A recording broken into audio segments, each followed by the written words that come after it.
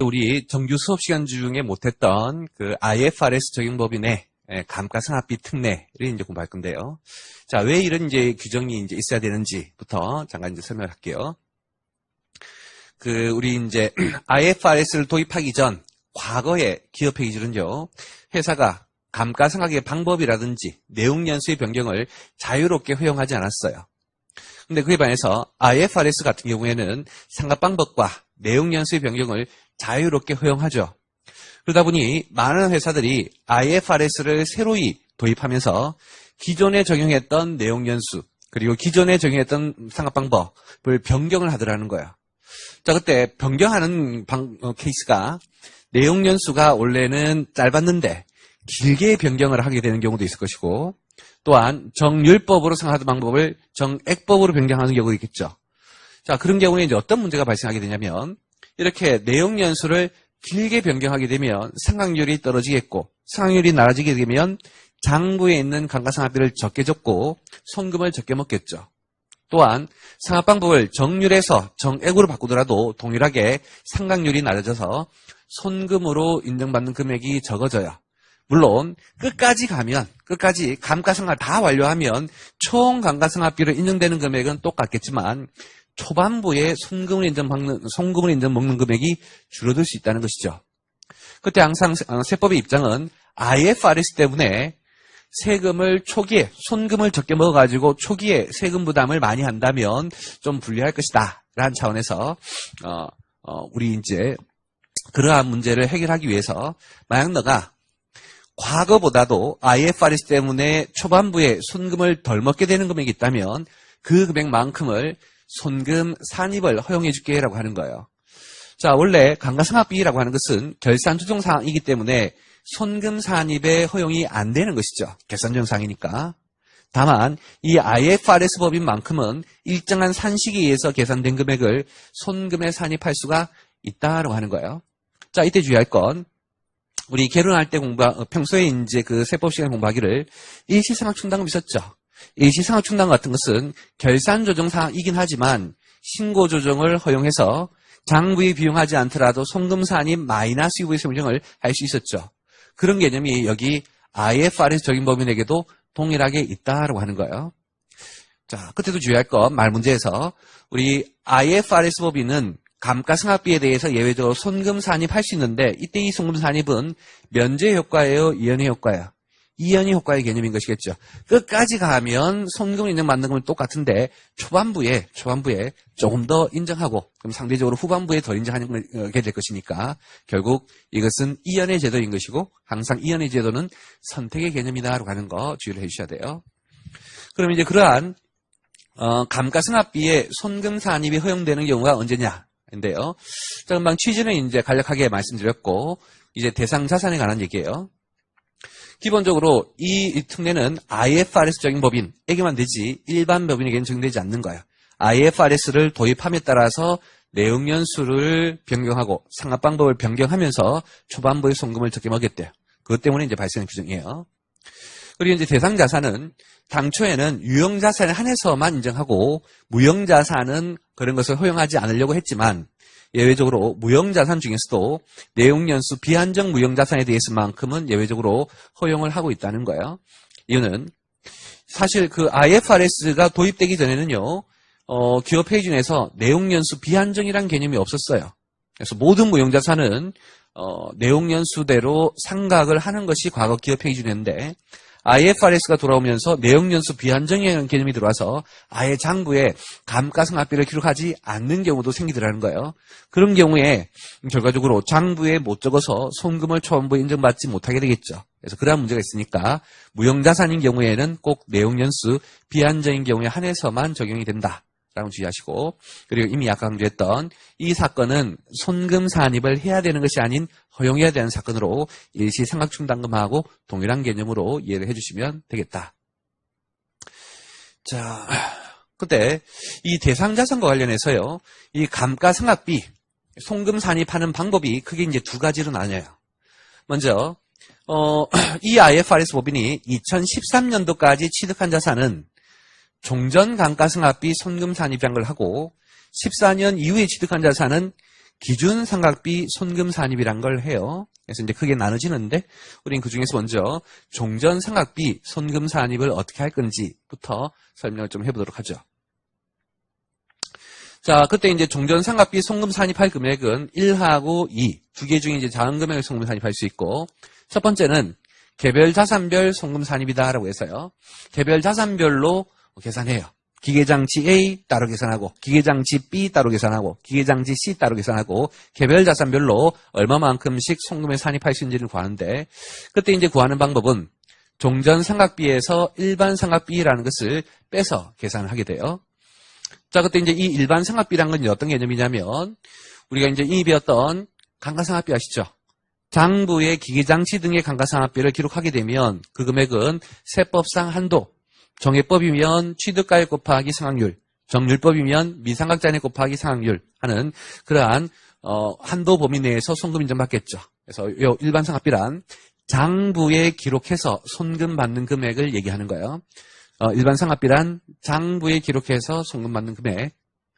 자, 그에 반해서 이 종전 상각비란 이제 어떤 개념이냐면,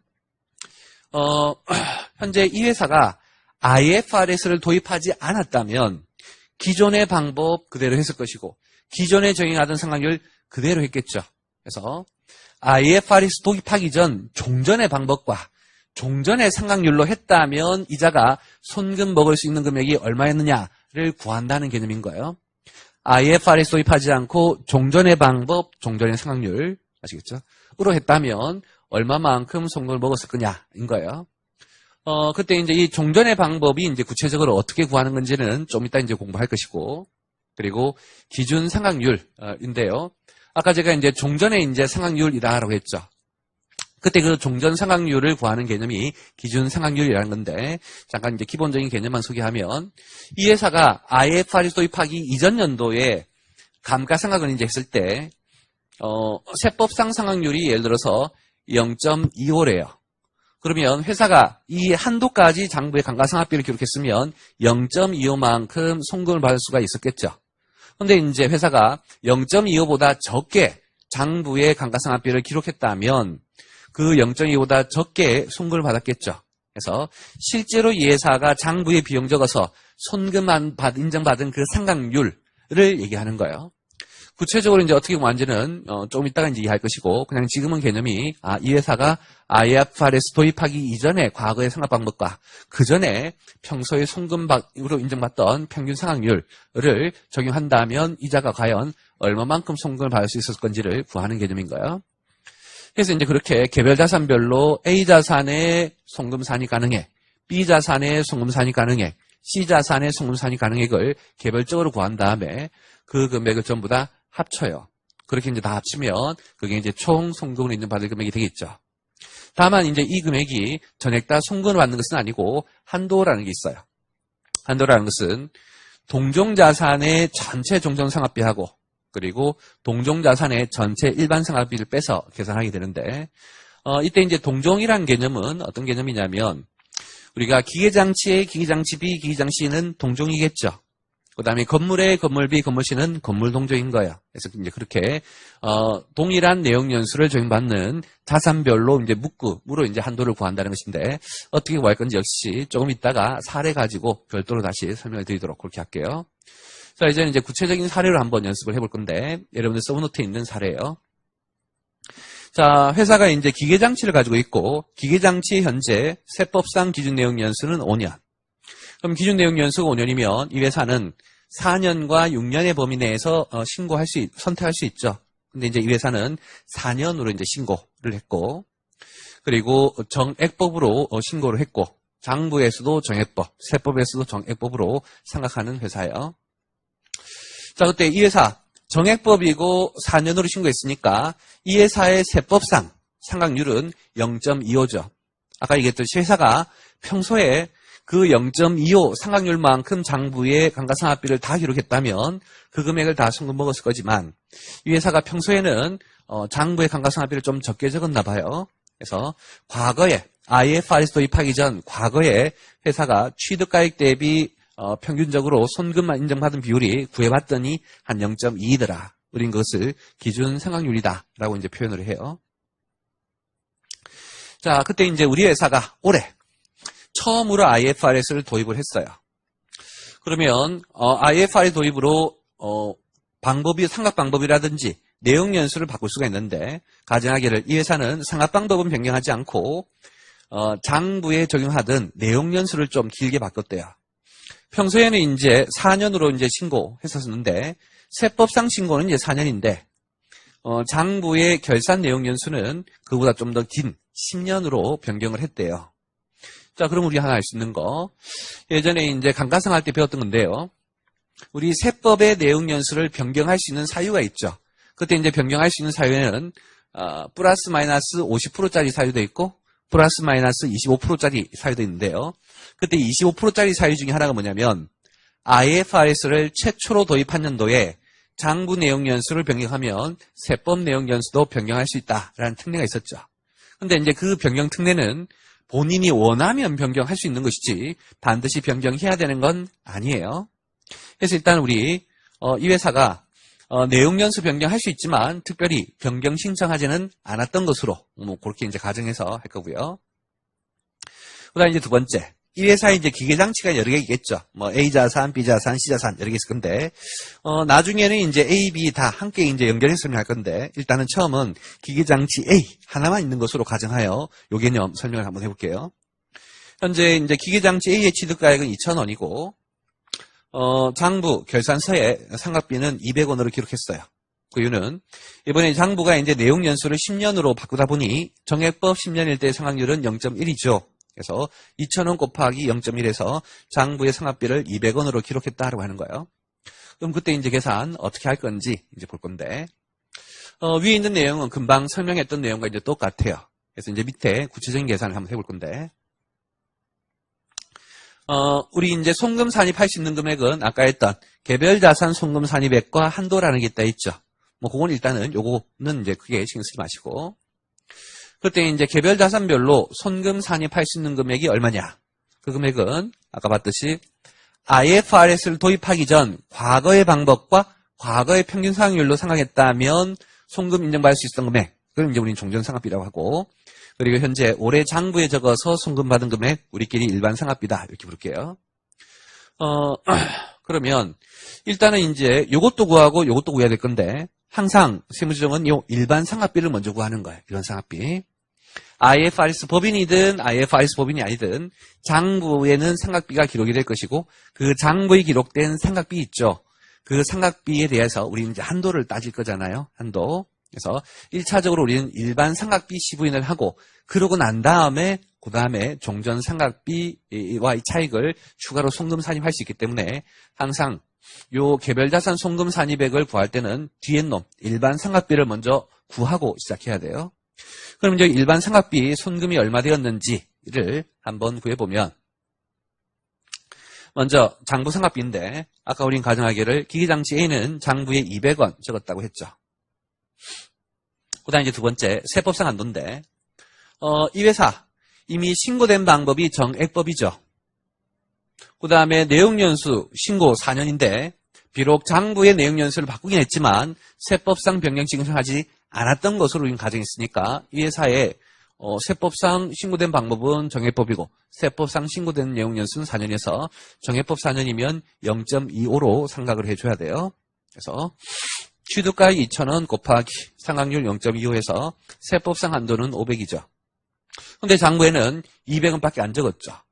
왜 이렇게 장부에 적게 적었느냐는 아까 했던 이 회사가 IFRS 도입 때문에 이렇게 적게 적었던 거예요. 만약 이 회사가 IFRS 도입을 안 했다면 아마 장부에도 한 500원 정도 적힐 가능성이 높겠죠. 그래서 손금을 500원에 다 먹었을 것인데 지금 IFRS 때문에 내용연수를 변경하다 보니 장부에 한 200 정도밖에 감가상각비를 기록하지 않은 그런 결과가 될 거예요.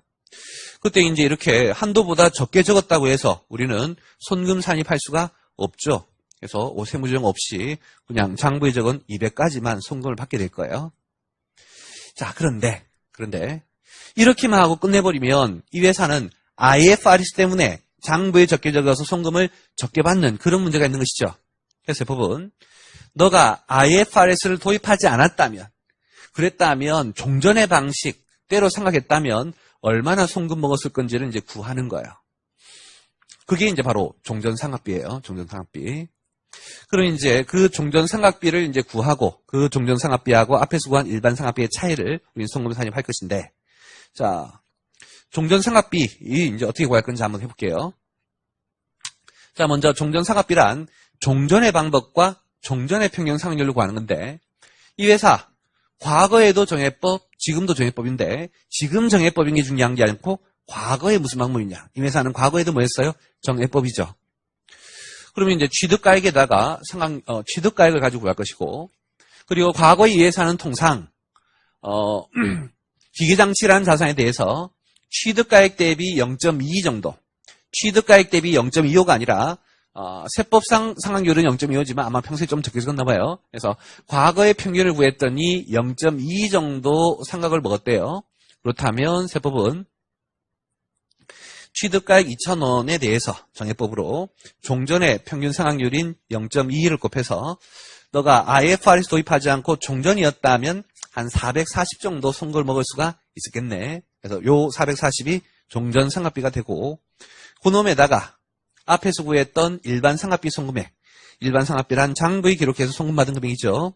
그래서 그 440에다가 여기 있는 200을 빼면 얘가 IFRS 때문에 덜 먹은 송금이 나오겠죠. 그 금액이 240이어서 요 240만큼 추가로 A 장치에 대해서 송금 산입 마이너스 15를 해주겠다는 거예요. 송금 산입 240 마이너스 15 이렇게. 다만 앞에서도 강조했지만 이때 이 송금 산입은 강제사항이에요? 선택사항이에요? 선택사항의 개념인 거예요. 할 수 있는 것이지 반드시 해야 되는 것은 아닌 것이다. 그래서 시험에는 세부담 최소화의 가정하에 세무정하시오로도 이제 나올 수가 있겠다는 거 아시겠죠? 자, 그 다음 이렇게 해서 이제 기본적으로 개별 자산에 대한 송금 산입액을 어떻게 구할 거냐를 이제 했는데요. 좀 더 이제 깊은 이해를 위해서 기존의 이제 그 가정을 좀 바꿔볼게요. 좀 전에 이제 가정한 것은 IFRS 도입을 하고 장부의 내용 연수를 변경했다라고 했는데, 이 회사는 장부의 상각 방법을 변경할 수도 있겠죠. 그때 이제 우리 상각 방법의 변경 사유에 보면 역시 IFRS 때문에 상각 방법을 변경하게 되면 세법상 상각 방법을 변경할 수 있는 사유가 있죠. 그래서 IFRS 때문에 내용 연수를 변경하든 상각 방법을 변경하든 그때는 이제 전부 다 방법과 변경의 사유가 되는데, 아까 내용 연수 같은 경우에는 특별히 변경 신청하지 않았으니까 그대로 신고된 4년이었지만 이제 방법을 변경을 했을 때는 세법의 방법도 변경 신청한 것으로 한번 가정을 해볼게요. 그래서 자, 아까 이 회사 원래 이제 과거에 IFRS 도입하기 전에는 정액법이었었는데 이번에 정율법으로 상각 방법을 변경한 것으로 이제 가정하고, 그리고 그때 상각 방법을 변경 신청했대요. 변경 신청. 그랬으면 조금 전에 구했던 A 자산에 대한 종전 상각비, 일반 상각비 어떻게 계산될 거냐를 이제 볼 건데, 먼저 기계장치의 취득가액은 2,000원이고 현재 올해 장부에 적힌 상각비도 200원 똑같아요. 그리고 이제 전기말 누계액이 800원 있다라고 이제 추가로 이제 자료를 제시했죠. 왜 제시했냐면 우리 이제 이미 앞에서 공부했던 상각 방법의 변경 시 한도 계산 기억하시죠? 우리가 상각 방법을 변경했을 때 한도 계산은 앞에 출발이 정액에서 정률로 바꾸든 정률에서 정액으로 바꾸든 반드시 미상각 잔액에다가 상각률 곱하는 거 아시죠? 따라서 미상각 잔액을 구하려면 이 A 자산의 과거 감가상각액을 알아야 되니까 제시한 거예요. 그래서 2,000에다 800원 빼면 1,200원이 이제 미상각 잔액이 되겠죠. 자, 그럼 이제 아까처럼 동일하게 한번 해볼게요. 기장치 A에 대해서. 제일 먼저 우리는 일반 상각비에 대한 세무조정을 할 것이다. 현재 장부에 A 자산에 대해서 200원만큼 상각비가 있죠. 그럼 이제 요놈에 대해서 한도를 구하는데, 이때 한도 구할 때 주의할 거, 지금 올해는 방법 변경한 연도이기 때문에 앞에 출발 무조건 미상각 잔액이 와줘야 되겠죠. 그때 미상각 잔액은 취득가액 2,000원에다가 과거 상각액 800원 뺀 숫자 에다가 이제 그 다음 상각률을 곱해야 되는데, 그때 상각률을 어떻게 구할 거냐, 그것도 주의해야 되죠. 현재 방법을 정률로 변경했으니까 다시 상환율을 우리 방법과 연수에 적용되는데 방법은 현재 정률로 변경했으니까 정률법인 것이고 내용 연수는 변경하지 않았죠. 그래서 반드시 당초의 내용 연수를 그대로 적용을 해줘야 돼요. 그래서 방법하고 당초의 내용 연수, 변경된 방법과 당초의 내용 연수를 하게 되면 상환율은 0.528이 나와요. 그렇게 해서 이제 한도를 구해보면 633원이 나오고 한도 미달이죠. 한도 미달이어서 아무런 세무조정은 없겠죠. 그래서 이제 이렇게 하되 다만 이렇게 하고 끝나는 게 아니다라고 하는 거예요. 이 회사가 IFRS를 도입하지 않은 회사라면 이걸로 끝나요. 우리가 이미 배웠던 거. 하지만 이 회사가 IFRS를 적용하고 있는 법인이라면 다시 종전상각비를 구해서 종전상각비하고 일반 상각비의 차액을 송금 산입해 줘야 되겠죠. 그때 이제 종전상각비를 어떻게 구할 거냐인데요. 요 종전상각비가 얼마냐를 이해하는 게 현재 지금 배우고 있는 개념의 핵심이에요. 자, 아까도 얘기했지만 이 종전상각비의 핵심은 IFRS 도입하기 전 과거의 방법과 IFRS 도입하기 전 과거의 평균 상각률을 쓰는 거예요. 현재 이 회사가 방법을 변경해서 정률법, 세법상으로도 정률법이긴 한데요. 지금이 정률인 것이지 과거에는 IFRS 도입하지 않았다면 과거에는 정액법이었겠죠. 따라서 종전상각비는 과거의 방법으로 가니까 여기가 취득가액이 와줘야 돼요. 취득가액. 또한 과거의 평균 상각률로 하는 것이니까 기준 상각률을 써줘야 되는 거예요. 그래서 결국 이렇게 방법을 변경하더라도 그리고 내용 연수를 변경하더라도 세법상의 종전상각비는 아무런 상관이 없어요. 이 회사가 내용 연수를 바꿨고 세법상 내용 연수를 변경하든 안 하든 이 회사가 장부의 상각 방법을 바꿨고 그것을 세법에 따라 변경하든 안 하든 종전상각비의 금액은 변하지 않는다라고 하는 거예요. 그래서 아까 합의했던 것처럼 취득가액 2,000원 정액법이니까 과거의 방법이 정액법이니까 취득가액도 2,000원 또한 상각률도 정액법 대비 평균 상각률인 0.2가 되어서 종전상각비 금액은 440으로 동일한 거예요. 그래 최종적으로 손금에 산입할 금액은 장부에 적어서 송금받은 금액 200까지인 것이겠죠. 그래서 440하고 200의 차이인 240이 손금 산입되는 건 앞에 케이스하고 똑같다라고 하는 거예요. 자, 이렇게 해서 이제 개별 자산의 손금 산입액을 어떻게 구할 건지는 이제 우리가 좀 이해를 했고 이제는 요 놈에 대한 한도를 이제 이해하기 위해서 다시 이제 가정을 좀 바꿔볼게요. 먼저 이제 아까 우리 처음에 했던 내용연수 변경 케이스 있죠. 그걸로 이제 가고, 그 다음에 아까 우리 변경 신청하지 않았죠. 그리고 이제 과거도 정액법, 지금도 정액법, 정액법 대비 평균 상각률 똑같고, 기기장치 A 2,000원, 상각비 200원 똑같아요. 그래서 아까 처음 했던 기기장치 A에 개별자산 송금 산입액 구하는 거 구하면 똑같아요. 자, 이제 여기다 이제 뭘 추가할 거냐면, 이 회사는 기계장치 종류에 A라는 자산 하나만 가지고 있는 것은 아니고 B도 있고 C도 있고 D도 있고 여러 개의 기계장치를 가지고 있겠죠. 그래서 이제 B, 새로운 기계장치 B도 하나 이제 더 가지고 있고 그 놈 취득가액 1,000원인데 결산서에 기록된 상각비는 300원인 것으로 가정을 해볼게요. 그럼 제일 먼저 우리 요 개별자산 송금 산입액을 구할 것이고 그거 구하는 요령은 앞에 했던 거하고 똑같아요. 자, B도 역시 제일 먼저 일반 상각비 시부인을 하겠죠. 현재 B는 장부의 감가상각비가 300 있고 세법상 한도는 먼저 방법, 정액법이죠. 지금은 내용연수 변경했고 내용연수 변경 신청도 하지 않았죠. 장부 변경했고 세법 변경 신청도 하지 않았고 방법 그대로 정액법이에요.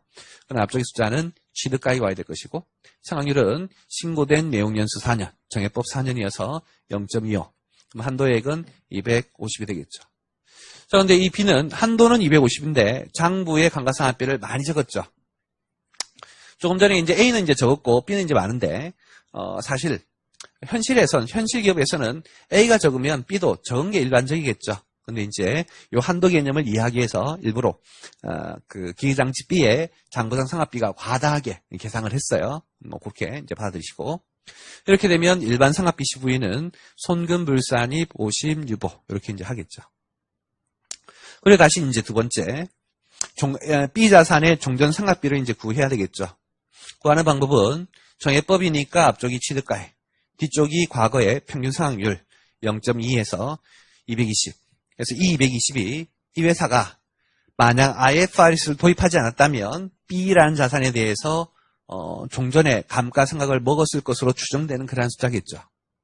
그래서 이 B는 과거였다면 IFR을 도입하지 않았다면 220 정도를 먹었을 것인데 현재 손금을 먹은 금액은 얼마예요?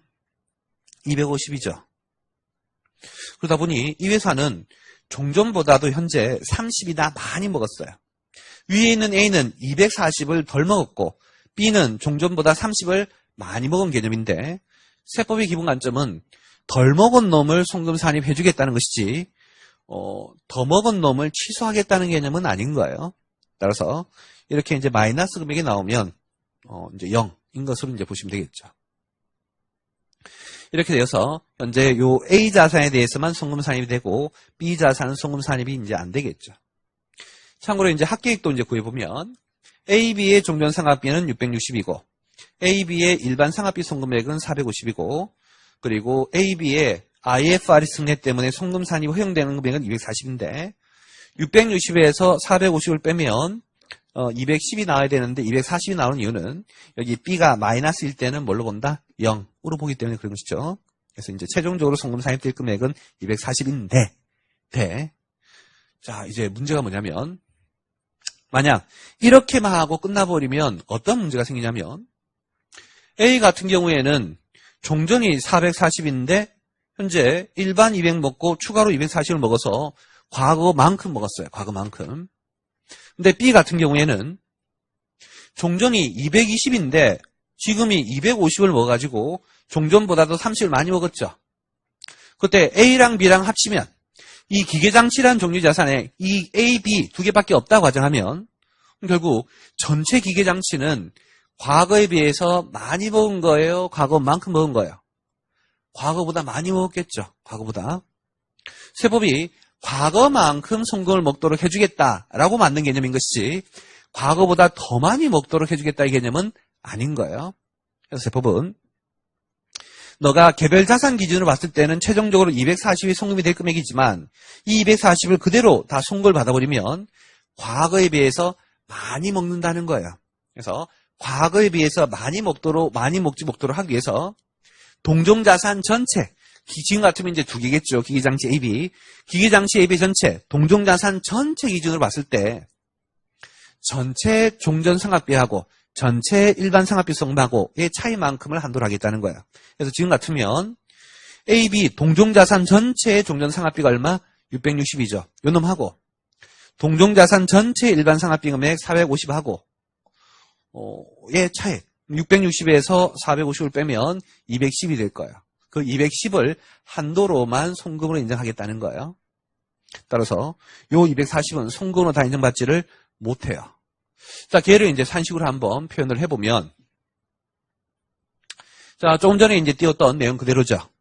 이제 이렇게 개별 자산별로 송금 산입할 금액을 구했더니 240인데 요 240에 대한 한도는 먼저 동종자산의 전체 종전상각비를 구하래요. 그 금액은 아까 위에서 구한 합계액 660일 건데 현재 세법은 법정 산식은 이 660을 어떻게 구하도록 하고 있냐면 동종자산 기계장치 A의 취득가액, 동종자산 기계장치 B의 취득가액, 그래서 동종자산의 전체 취득가액에다가 기준 상각률을 곱해서 구하도록 해요. 굳이 이렇게 구할 필요 없이 위에서 구한 숫자 그대로 쓰시면 되겠죠.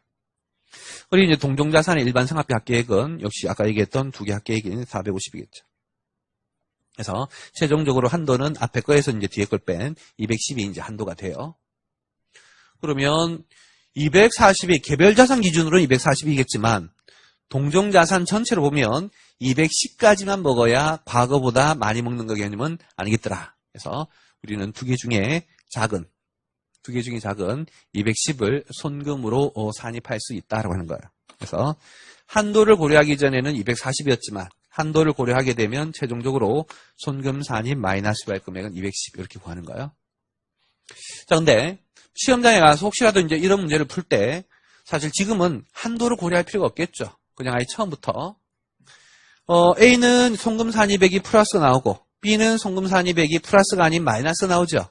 그럼 원래는 이제 얘를 0으로 보고 요거 했다가 한도를 구하는 그런 개념인데 어차피 이렇게 하나는 플러스, 하나는 마이너스 나오면 뒷동네 가면 무조건 이렇게 한도에 걸리게 돼 있어요. 그래서 굳이 뭐 이렇게 하지 마시고 240 마이너스 30 그대로 인정해서 210이 한도가 될 것이니까 그냥 210 여기에서 210 구하고 끝나버려도 좋겠다. 자, 그런데 이제 제가 구체적으로 굳이 그럼에도 불구하고 이렇게 별도의 한도를 구해서 보여주는 이유는 조금 있다가 하게 될 기준상각비라는 거 아시죠? 아까 우리 13년 이전에 취득하면 종전상각비 송금산입하고 14년 이후에 취득하면 기준상각비 송금산입한다라고 했는데 그 기준상각비 송금산입 한도를 비교해서 이해하도록 하기 위해서 이렇게 띄워둔 거예요.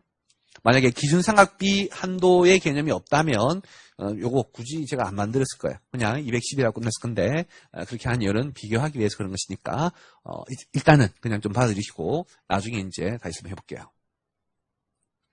자, 그러면 이제 이렇게 해서 이제 아까 우리가 처음에 배웠던 산식, 사례를 한번 연습을 했고 요 놈에 대해서 세부적인 내용들 많이 좀 확인해 볼게요.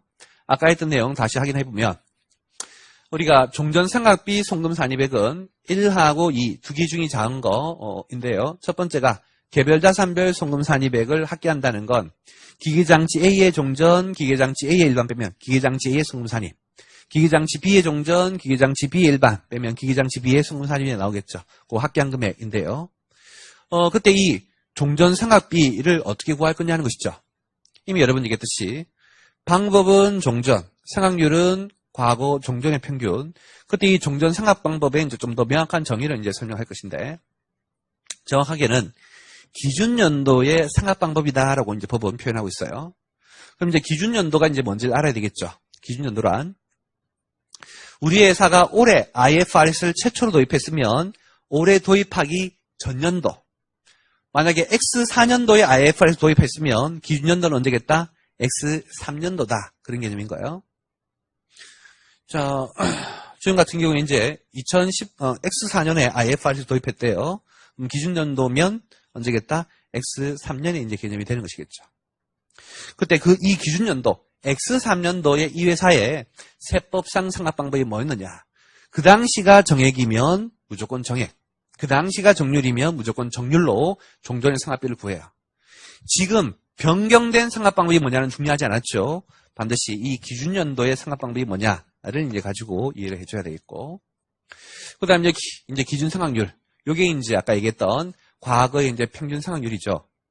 이때 이제 평균 상각률은 만약 이 회사가 종전의 방법이 정액법이라면 취득가액 대비 평균 송금 인정된 율을 얘기하는 것이고, 이 기준연도의 방법이 정률법이라면 미상각 잔액 대비 평균적으로 송금 인정받은 비율을 이제 얘기하는 거예요.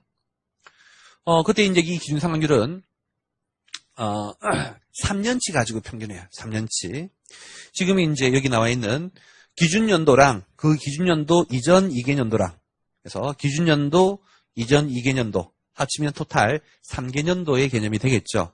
그래서 3개년도를 평균하는데 한꺼번에 평균하는 것은 아니고 X1년 평균 상각률 따로 구하고 X2년 평균 상각률 따로 구하고 X1년 평균 상각률을 따로 구하는 개념이에요. 그래서 이제 한번 보시면 X1년도의 취득가액 대비 평균 상각률 정액률법이라면 X1년도의 미상각 잔액 대비 평균 상각률 그래서 이렇게 3개년치 연도별 평균 상각률을 각각 구한 다음에 그것을 3으로 나눠서 기준 상각률을 계산하게 되고요. 그때 이제 X1년도의 1년치 평균 상각률은 어떻게 구할 거냐면 정액법이라면 X1년도 그 동종자산의 취득가액들 다 합쳐요. 그러면 총 취득가액이 나올 것이고 그 총 취득가액 대비 송금을 인정받은 금액 하면 취득가액 대비 평균 상각률. 정률법이라면 미상각 잔액 다 합치고 송금하면 미상각 잔액 대비 평균 상각률이 나오겠죠. 그런 식으로 이제 3개년도를 구해서 구하는 그런 개념이다. 정리하시면 되겠죠. 그리고 다시 이제 한도. 한도는 이제 아까 얘기했듯이 제일 먼저가 동종자산. 우리가 이 IFRS 송금 산입액은 동종자산별로 구해요. 건물 동종자산의 송금 산입액 따로 구하고 기계장치 따로 구하고 차량 따로 구하고 뭐 이런 식이에요. 그때 이제 기계장치 종류의 전체 종전과 기계장치 종류의 전체 일반을 빼면 전체 총 송금 산입한 가능한 금액이 될 것인데 아까 제가 설명하기를 굳이 이 동네는 한도를 이렇게 별도로 구할 필요 없이 개별 자산별 송금 산입액을 구했을 때 플러스 나오면 플러스대로 마이너스 나와요, 마이너스 안으로. 각각 구한데 그걸 다 합쳐버리면 플러스 마이너스 상기한 순액이 바로 요 한도하고 똑같을 거다라고 했죠. 그래서 뭐 요 동네는 사실 굳이 뭐 이 한도라는 개념이 필요 없는데 그렇게 하면 되는데 좀 이따 할 기준상각비 때문에 이제 별도로 설명드리는 것에 불과하다 그렇게 생각하시면 되겠어요. 자, 여기까지 해서 이제 종전상각비에 대한 설명을 마무리하고 이제는 기준상각비라는 놈에 대해서 할게요. 기준상각비는 2014년 이후에 취득한 자산에 대해서 적용하는 거예요. 현재 세부의 입장은 IFRS가 도입된 시점이 2010년이에요. 2010년. 그래서 2010년도에 처음 만들어졌기 때문에 2010년, 11년, 12년, 13년까지 취득한 자산이라면 IFRS 도입하기 그전하고 비슷하게 송금 먹도록 해줘야 되겠지만 2014년 이후에 취득했다면 한참 지났죠. 한참 지났음에도 불구하고 과거만큼 꼭 송금을 받도록 해줘야 될 거냐? 그것은 아니라는 거예요. 그래서 이것을 좀 별도의 방법으로 이제 가겠다라는 이제 개념으로 이해하시면 되겠고. 자, 구체적으로 어떻게 할 건지 볼 건데요. 제일 첫 번째는 이제 개별 자산별 송금 산입액을 아까 종전상각비처럼 그렇게 구해요. 다만 요놈 앞에서는 여기가 종전이 기준이 아니라 종전이었죠. 근데 이제는 기준상각비로 표현이 좀 바뀌었죠. 그럼 기준상각비는 이제 어떻게 구하는 거냐면 첫 번째 당년도의 결산상각 방법. 조금 전에는 IFRS 도입하기 직전 연도의 세법상 상각 방법을 했지만 이제는 과거 방법이 아닌 지금의 이 회사의 장부에 선택하고 있는 방법을 기준으로 계산하고 또한 기준 내용 연수. 자, 아까는 기준 상각률이라는 것을 했죠.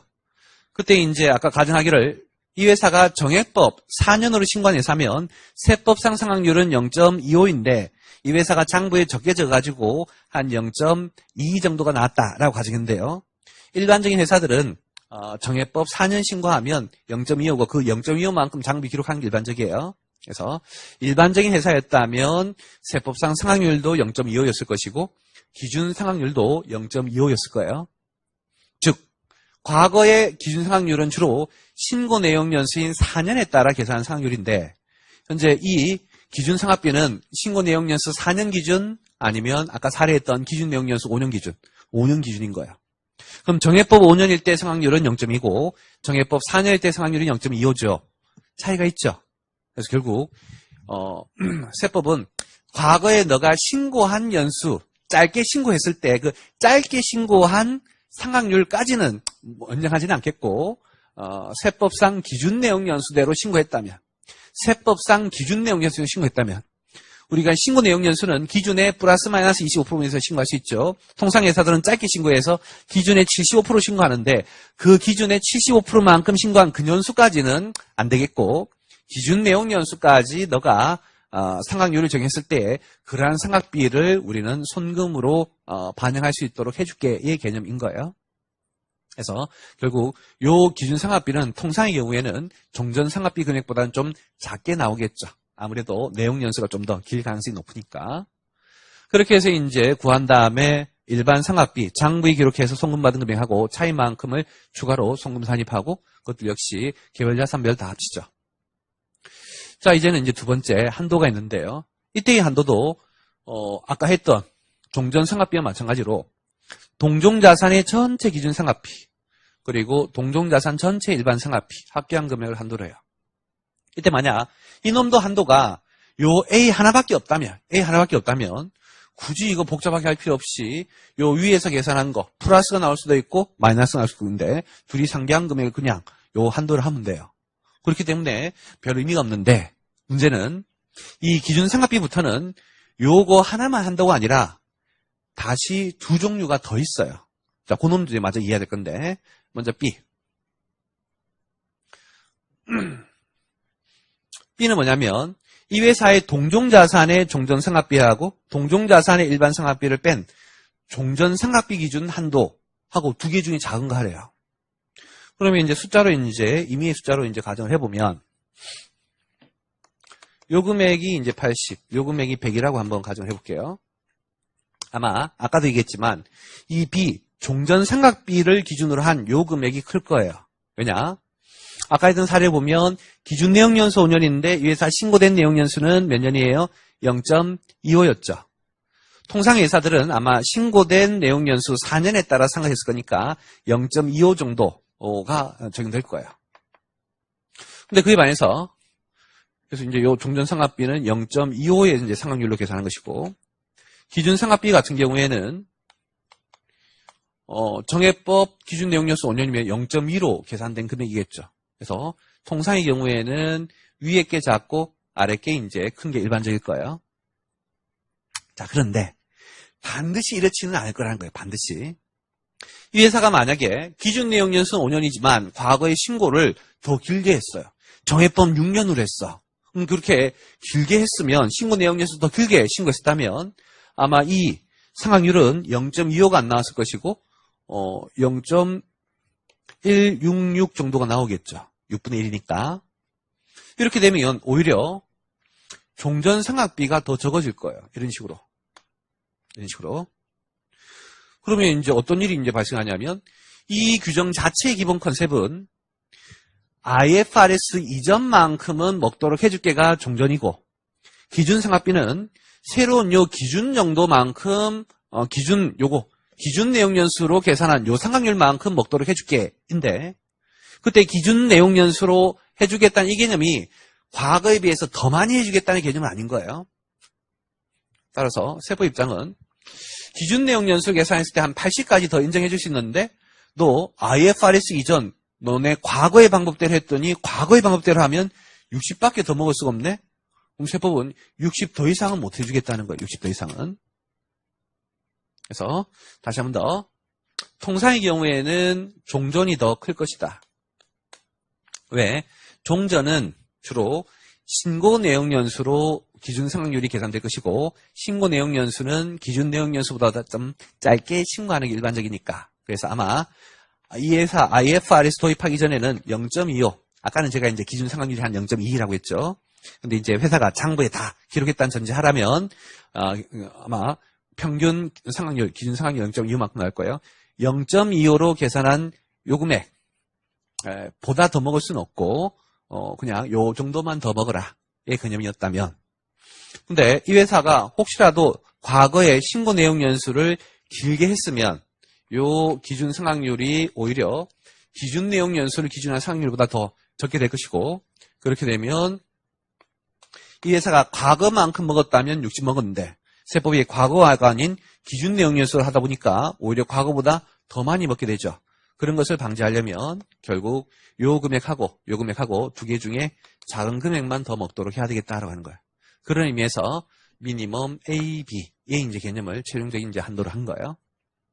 따라서 우리가 알 수 있는 건 14년 이후에 취득한 자산에 대한 감가상각비 세무하려면 결과적으로 기준 상각비도 구하고 그리고 뭐도 종전 상각비도 구하고 일이 굉장히 이제 복잡한 거예요. 그다음 자 이렇게 해서 이제 기본적으로 A하고 B 두 개 중에 이제 작은 걸로 이제 하는데 다시 한도가 있어요. C라는 게 있는데 C는 B 금액의 25%예요. B 금액 20%. 아까 제가 설명하기를 통상 A가 크대요, B가 크대요. B가 크고 A가 작죠. 그래서 B만큼은 못 먹고 A 정도 먹도록 해주겠다예요. 그래서 이제 A로 하다 보니 과거에 비해서 좀 적게 먹는데 이때 너무 적게 먹으면 그것도 좀 미안하다는 것이죠. 그래서 세법의 관점은 B 금액 종전 기준보다 종전 금액의 25%만큼은 최소한 먹게 해줄게라고 하는 거예요. 그래서 뭐 가정하기를 요 B 금액이 100원이고 요 A 금액이 20원이 나왔대요. 그러면 이제 이 경우에는 종전에 비해서 굉장히 이제 적게 먹는 것이겠죠. 그런데 이렇게 되면 너무 적게 먹는 것이니까 세법은 요 B 금액 100의 25%, 100이 25%인 25만큼은 최소한 먹게 하겠다는 거예요. 그래서 현재 두 개 중에 작은 게 20인데 그렇게 한 20이 너무 적다는 것이죠. 그때는 다시 그 20하고 25를 비교해서 두 개 중에 큰 금액으로 해서 25까지는 손금을 받을 수 있도록 혜택을 주겠다의 개념인 거예요. 그래서 결국 A하고 B 두 개 중에 작은 거에다가 그리고 다시 그 놈 C하고 고놈하고 두 개 중에 큰 금액을 최종 한도로 하겠다라는 뜻이에요. 자, 그러면 이제 얘를 그림으로 이제 한번 표현을 해보면 자, IFRS 도입하기 전 종전상각비, 종전의 방법과 기준 상각률을 계산한 금액, 그리고 요 금액이 25% 있었을 때, 만약 나의 A 한도, 기준 상각비를 기준으로 계산한 금액이 요 사이에 들어오더래요. 요 사이에. 그럼 세법이 원하는 방향인 거예요. 종전보다 많이는 인정하지 못하겠고, 그리고 종전이 25% 이상은 인정해줄게. 그래서 요 동그라미 1번의 금액이 요 위에와 아래, 상단과 하단 사이에 들어오면 결국 그 금액을 그대로 손금을 받을 수 있도록 해줄게. 하지만 요 동그라미 1번의 금액이 통상은 상단, 종전보다 작을 건데 동그라미 1번이 더 크더래요. 그래서 기준 상각비 금액이 오히려 더 크더래요. 여기 동그라미 2번이에요. 그럴 때만큼은 이거 그대로 다 인정하지 못하고 상단이 얼마다? 종전 상각비다. 그래서 그때는 종전 상각비만큼 되고, 마지막으로 요 기준 상각비의 금액이 하단보다 적더래요. 그때는 하단인 종전의 25%를 적용하게끔 그렇게 하겠다라고 하는 거예요. 그래서 그림으로 보면 요 최종적인 산식을 이미 아시겠죠. 상단과 하단, 종전의 100%가 상단, 종전의 25%가 하단, 기준 상각비 계산 금액이 가운데 들어오면 그대로 상단과 하단을 벗어나면 상단이나 하단으로 한도를 적용해라 라는 뜻이에요. 자, 그럼 얘 어떻게 할 건지 이제 구체적인 숫자로 한번 해보죠. 우리 역시 아까 앞에 했던 사례예요. 아까 앞에 했던 사례가 기계장치가 있는데 기준 내용 연수 5년이고 신고된 내용 연수는 4년, 그리고 정해법, 그리고 과거에 평균 상각률 0.2. 올해 IFRS를 처음으로 도입했고 장부의 내용 연수를 10년으로 바꾸면 세법상 내용 연수 변경할 수 있지만 특별히 변경 지정하지 않아서 그대로 세법상 내용 연수는 4년, 그대로 정해법. 취득가액은 2,000, 상각비 200, 취득가액 1,000, 상각비 300. 일 때 아까 우리는 제일 먼저 해야 될 게 일반 상각비 15인이죠. 뭐 요거 동일하게 할 거고요. 자, 근데 이제 아까는 요 자산들이 13년 이전 취득자산에서 종전 상각비 송금 산입액을 구했었죠. 이제는 14년 이후 취득한 자산이어서 기준 상각비 송금 산입액을 구할 거예요. 자, 그때 이제 아까 얘기했던 것처럼 일반 상각비, 장부에 적어서 한도 따지는 일반 상각비는 뭐 13년이든 14년이든 상관이 없이 똑같은 것이고, 이제 종전 상각비가 아닌 기준 상각비를 구해서 개별 자산의 송금 산입액을 구해야 되겠죠. 자, 먼저 A 기계장치의 기준 상각비 구할 것인데, 기준 상각비는 종전의 방법이 아닌 무슨 방법으로? 지금의 결산상 상각 방법이에요. 지금의 방법. 참고로 이제 이 문제는 과거도 정액이었고 지금도 정액이니까 앞에는 이제 취득가액이 오겠죠. 에다가 이제 상각률을 곱하는데, 종전 상각비는 종전의 평균 송금이 인정된 상각률 0.21을 쓰는 거예요.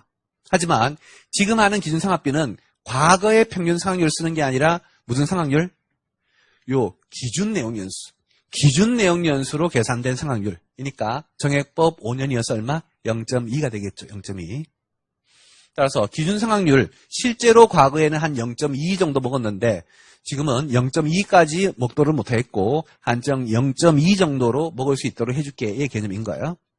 그래서 이제 여기 0.2를 곱한다는 거, 0.2가 아니라는 거 주의하시고, 그렇게 되면 기준 상각비는 400이고 기기장치 A에 대해서 아까 송금 먹었던 금액은 장부 200 적었고 한도가 500이어서 200까지 송금이었죠.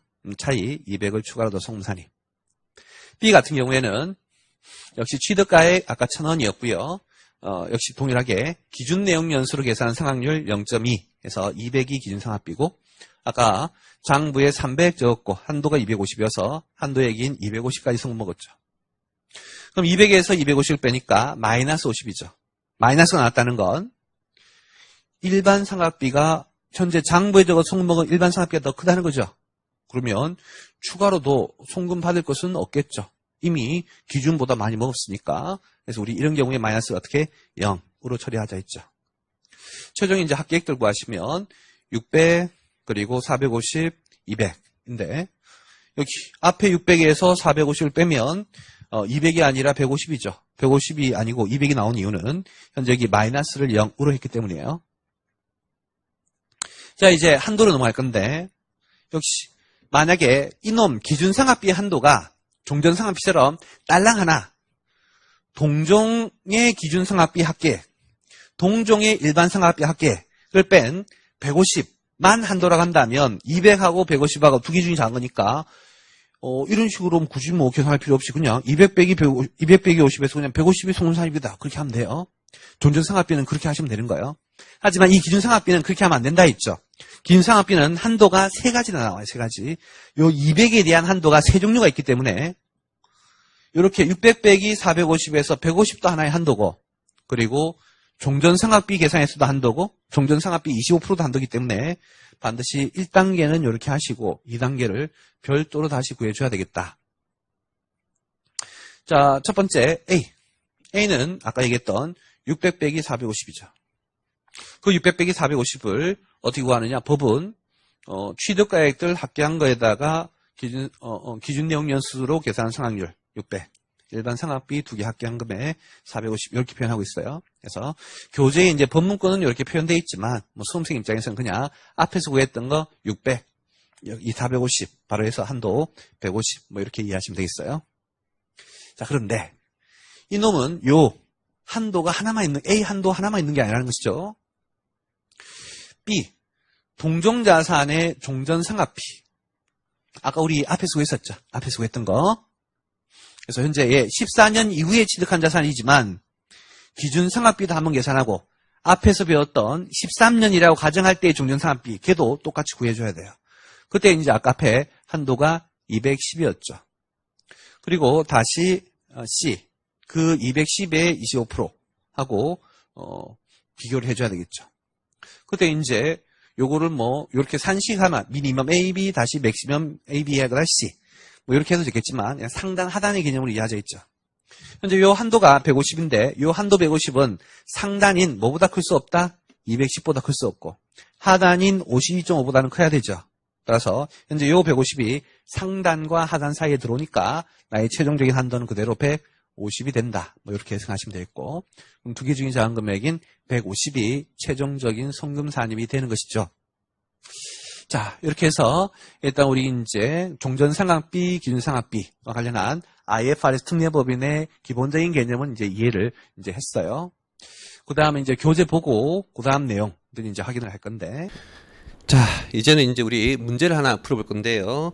그 감가상각비 제일 뒤에 있는 마지막 문제를 보시면 주식에서 나무는 한국채택국제회계기준 IFRS를 11기 년도에 이제 처음으로 도입을 했고, 세부담 최소화 가정하에 단기 건물에 대한 감가상각비 세부적으로 오른 것은 해서요.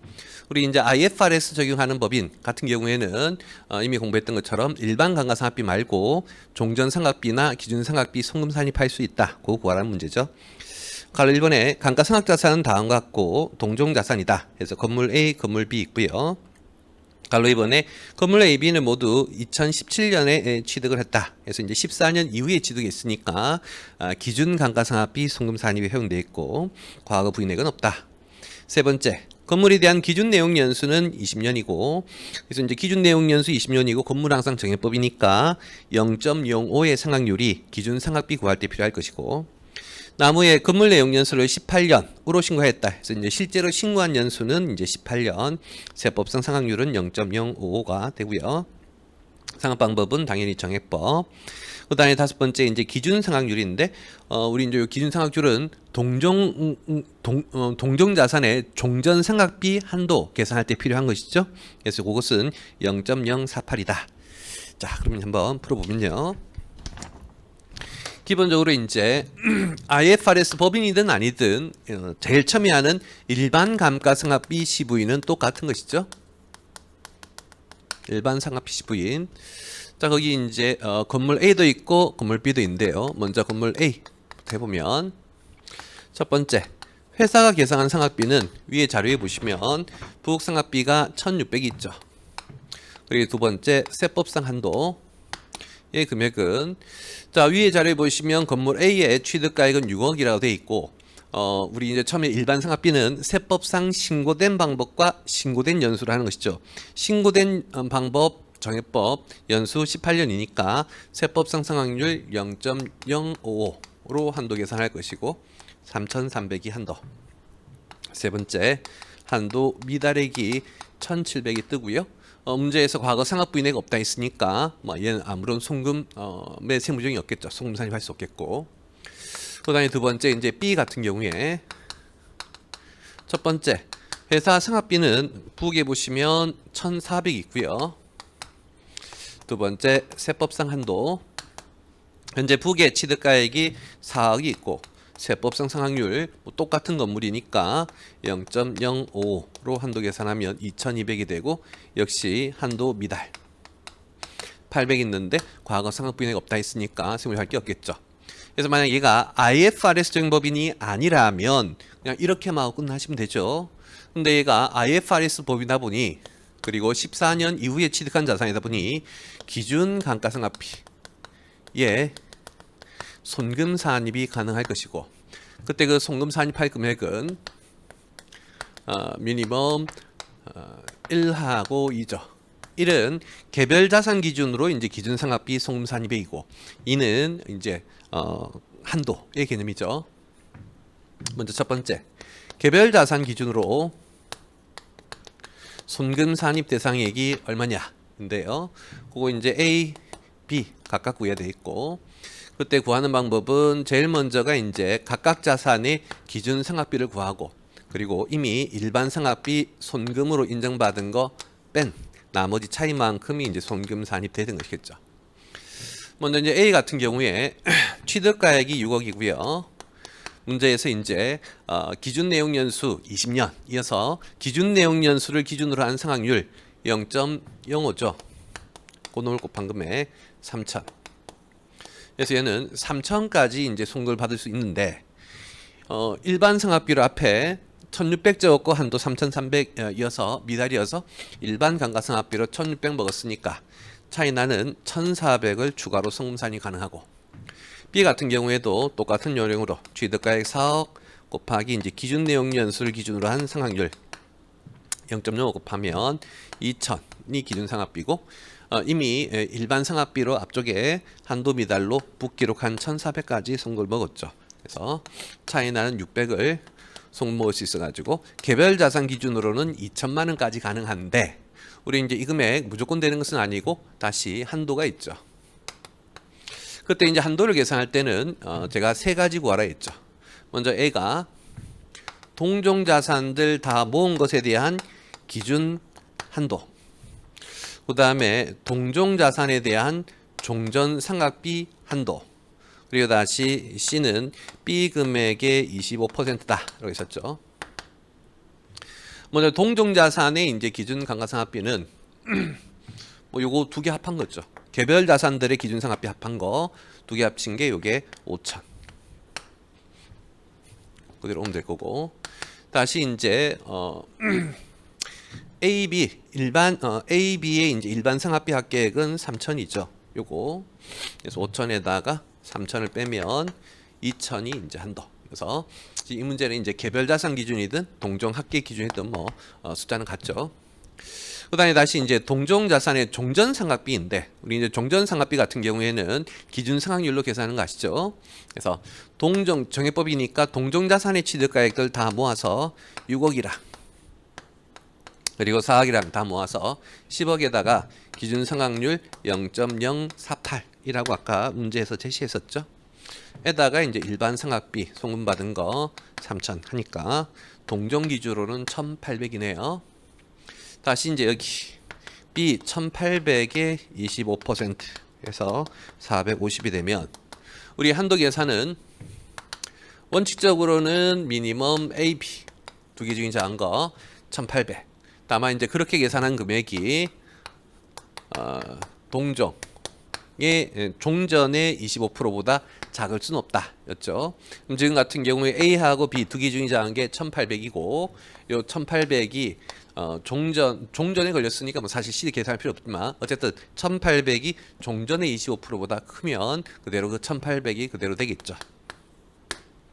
그러면 개별 자산 기준으로는 2,000이지만 요 한도에 걸려 가지고 최종적으로 손금 산입할 수 있는 금액은 1,800이 돼 있고 자, 이렇게 해서 이제 계산 문제 풀어봤는데요. 뭐, 요 내용이 1차 시험에는 아직 한 번도 출제 안 된 내용이에요. 그래서 뭐 아주 중요한 내용은 아닌데, 여력 되시는 분들에 한해서는 요것 좀, 뭐, 문제, 계산 문제까지 공부를 하시면 좋을 것 같고, 뭐 사실은 요 동네가 나온다면, 계산 문제로까지 이렇게 나올 것 같지는 않고요. 그냥 IFRS 법에는 이제 종전 상각비 한도 혹은 이제 기준 상각비 한도만큼 신고 조정으로 송금 산입할 수 있다. 그게 이제 가장 중요한 개념이 되겠죠. 자, 이렇게 해서 IFRS 법인 감가상각비 특례 공개 강의는 마무리하도록 할게요. 마치죠. 수고하셨습니다.